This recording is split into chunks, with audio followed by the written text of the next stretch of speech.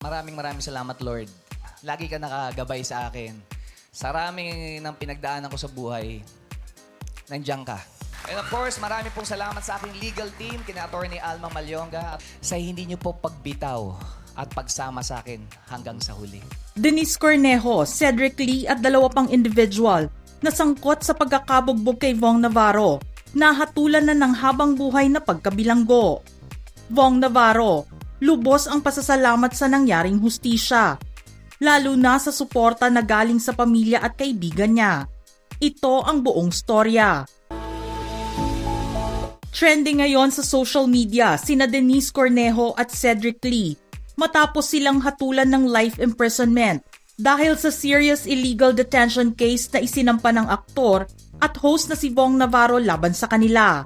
Ayon sa legal counsel ni Vong Navarro na si Attorney Alma Malyonga, hinain ng Taguig Regional Trial Court ng life imprisonment or up to 40 years in prison sina Cedric Lee, Denise Cornejo, Ferdinand Guerrero at Simeon Palmaraz. Pinapaaresto na kaagad sina Denise at Cedric sa madaling panahon.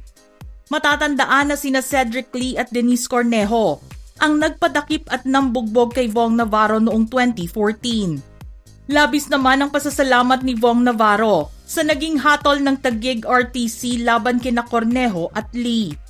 Sa episode ng It's Showtime, dito ipinakita ni Vong ang kanyang gratitude sa naging desisyon ng korte.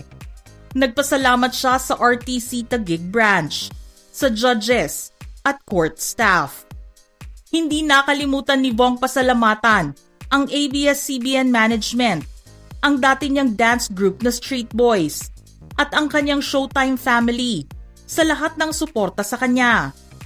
Pinasalamatan din niya ang kanyang mga fans. Ayon kay Vong, since day one ay nandyan na daw ang ABS-CBN family na laging nakasuporta sa kanya at naniniwala sa kanya. Naging emotional si Vong nang pasalamatan niya ang kanyang pamilya, lalo na ang kanyang asawa na si Tanya Bautista. Ayon kay Vong, marami akong pagkukulang sa'yo, pero hindi mo ako iniwan. Marami akong kasalanan, pero nandyan ka pa rin. Hayaan mong bumawi ako sa'yo sa abot ng aking makakaya hanggang sa huling sandali ng buhay ko. Mahal na mahal kita. Salamat. Kinasuhan ni Vong Navarro sina Cedric Lee matapos siya i-detain noong 2014 sa isang condominium unit sa Taguig kung saan binugbog, dinakip at pinagtangkaan pa siya ni Cedric. Nagdemand di umano si Cedric Lee ng 2 million pesos kapalit ng pag-release kay Vong at pumayag naman si Vong na maglabas ng 1 million pesos. Noong gabi ding yon ay inakusahan ni Denise Cornejo si Vong Navarro ng panghahalay. At yon ang ginawang justification ni Cedric Lee para bugbugin si Vong. Ipinilit din ni Cedric na umamin si Vong sa pulis sa ginawa niya kay Denise.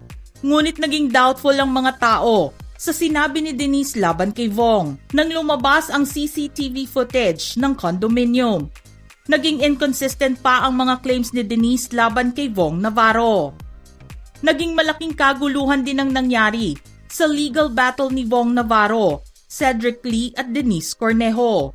Na-revive ang mga charges against Vong Navarro na dinismiss din ng Court of Appeals dahil nga sa inconsistencies ni Denise Cornejo.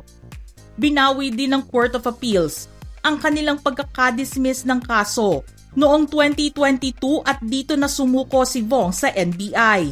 Ginrant ng Taguig Court ng bail si Vong Navarro. At muli na naman na-dismiss ang kaso niya.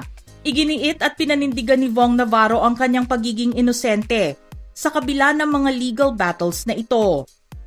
Ano ang masasabi nyo sa naging hatol ng Taguig RTC na habang buhay na pagkakakulong kina Cedric Lee at Denise Cornejo? Just comment below.